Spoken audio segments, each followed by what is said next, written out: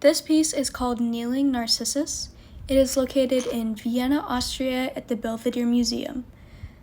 The artist is Anton Kollig, who is an Austrian painter, and the medium is oil on canvas. The period is abstract expressionism, and it is historically relevant because it depicts the well-known myth of Narcissus. I'm not sure how long this piece took to finish, but I know that it was finished in 1920, and it is important because it kind of shows how the myth of Narcissus is still relevant, relatively like recent, even though 1920 was like more than 100 years ago. The defining characteristics are the forest in the background, Narcissus himself, and then his reflection down here in the water.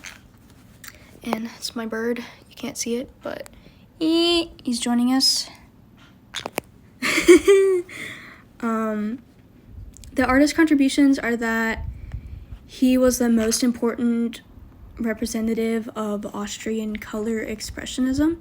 And my personal observation is that this represents Narcissus before his death, and even those that don't know the story, like, they see him looking at his own reflection, which is like the main part of the myth.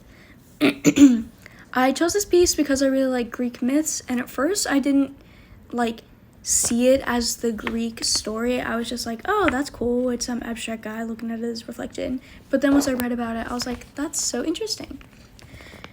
And compared to other pieces of the time, it's very similar, because there's like extremely bold colors and strong, like, prominent brushstrokes. And a fun fact is that the painter actually had to flee France during World War I, and he left his paintings and then later became a war painter. So yeah, thank you. My bird says thank you too.